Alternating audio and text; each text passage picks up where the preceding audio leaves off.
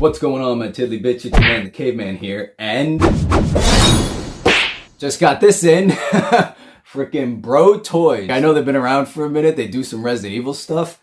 These guys crushed this freaking Yoshimitsu. Well, not Yoshimitsu. Light Warrior, third party, Bro freaking Toys. Let's check it out because this thing is amazing.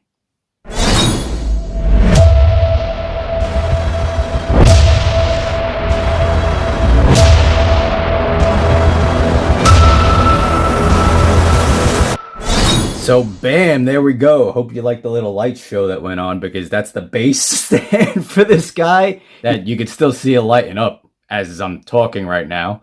It's got like a little magnet part that came with it and a battery, which there was no instructions for this. So you kind of had to figure things out. But I mean, it wasn't like obvious, but the stand is hollow. So I just cracked it open and boom, the battery went in there. Magnet turns on the freaking stand. And there you go. You got a cool stand. And I'm not a big stand guy, so that's actually really, really cool that they did that. And they threw in these parts. That's always good. Like Lado Toys did the same thing. Like they give you the extra parts in case, you know, shit happens. You know, that's a nice thing, especially when I mean, this figure right here is quality. It is stupid fantastic, puts other lines to shame, honestly. And yeah, so this was cool that they did this. They show that they gave a shit, you know. That's always nice. Facts. So let's get into the goodies. The effect on this is just, that really looks like the way the light reflects on it and everything. I know it's just translucent plastic, but it looks like it's glowing, no? Like, these are like the effect parts on this are beyond, and they're excellent pieces. They go on very nicely. They go on to the blades. As you can see, the flame blades on there right now. Those slid on very nicely. Those are not the swords. The swords are underneath the flame part. Excellent. Just as these can go on there too. And yes, all right. So just showed these off. These are really cool. Get that one out of here. And he came with a couple of swords and sheaths, or I can never really say that properly. Well, he came with these that hold the swords and everything. This one did not go in, like, because there's a little bit of extra sculpt on here, so it would have been harder to get it in his holsters right here. So I didn't put it in there because I didn't want it to be in there and not be able to get it out without risking breaking something. So I did not put this one on there for the bigger sword, but you could see the smaller sword is on there. Came with a bunch of hands. The two hands that he has right now, it was easily swappable. Just heated it up a little bit. They did give you the extra parts in case something did happen, but the pegs aren't too small and it wasn't that difficult or that scary feeling. Like, the figure feels really damn good in hand. So the hands, he's got the two, I swapped them out already, obviously grippy hands that are on there because he needs to grip things. He came with some cool kind of like, you know, cool hands. Like, I don't even know how to say it. Details are phenomenal on it. The paint job is really, really good on this because it gives you that illusion of this part could be like metal with the way they did this, and this part of like the armor is more leathery. Like, it does have some like shine to it, but it looks like the material. There is some soft goods on them as well. So they integrated everything very, very well. But that's one hand. Another kind of like grippy hand, or he's about to like grip the sword type hand to like kind of like, you know, grab it and everything. Like I said, I'll have a bunch of pictures. You gotta have fists, especially with a fighting game character, or even just, you know, a freaking samurai in like general, or yeah, any action figure. I mean, it's just, fists should just be standard at that point. Like, they should just they should just come with two fists. Then we got this freaking hand where he's got like a pointing hand. So there's that, you know, different hands going on. That's cool that they gave you options, you know. And then kind of another almost like getting ready to grip type hand to pull out one of the swords and everything. Now you can already see the stand, so I'm just gonna get that out of here. But it is a good, it's a pretty good stand. Like, it's, I said, yeah. All right, it is a good stand though. Cool little effect, really nice little add-on. So power off. Let's shut that off. If you're a Tekken fan, if you need a samurai warrior or anything like that, you want this guy. He popped up on Bumbusby one day, and I was like, "Oh shit!" So let's just do it. Here we go. Let's pop out the swords real quick. We'll do. Oh, each sword is about the same, but I will show them off. Come on, we got this. We could do this. I believe in you. There we go. All right. So as I was fiddling with it, I think this is supposed to happen. I don't think I broke it. Which this would make more sense if the handle... I was looking for that earlier, too, if the handle did actually come off. Wait, it goes in that way. Oh, shit. I am just... Wow. What is going on here? Maybe I did break it. Talking such good things, overexcited on everything, but I don't know. I don't think I... Well, here. All right. Here's the effect. The effect comes on and off pretty damn easily. Really cool flame effect, as you can see. But yeah, let's check this out a little bit. Cool details on the hilt and everything. There's blood on the blade. The blade is metal, very shiny. So where's the handle? 2 hours later. All right, I lost the handle to the other one. I don't know where it is right now, but I want to keep the review going. Like I said, these come on and off very easily. All right, so I don't know if I did break that last one. That's not really a gripe. That actually seemed easily fixable too if you did want to crazy glue it back on.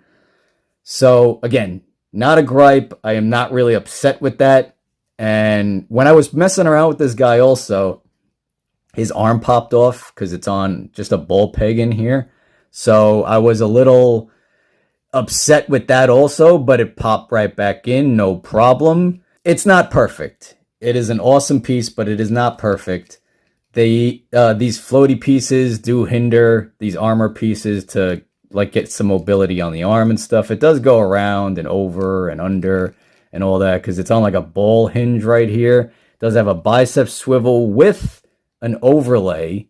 And this is what I was talking about though too. You could see the two tones on the paint where this is more leathery and this is more armory, which is fucking awesome. Like the paint job is so good on this thing. And he does have double elbows and hinge at the wrist. Obviously, they swap out. The details are incredible on this thing. You could see the armor and everything. Like, there's just different tones and everything. Some is cloth, some is not. Like, even like down here, this belt is cloth. You could see that. And this underpiece right here, he has an underpiece that's cloth too.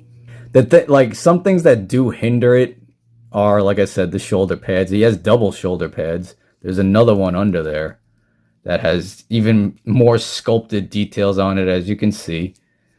This part on his helmet is very lonky. Like, I wish they made it a little shorter, because it does, like, you could see it even, like, right there. It's kind of hindery a bit. So that I wish...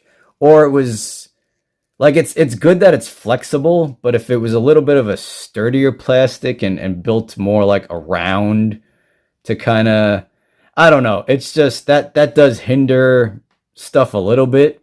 He's got an awesome head sculpt. Like, really, really badass head sculpt and an articulated jaw.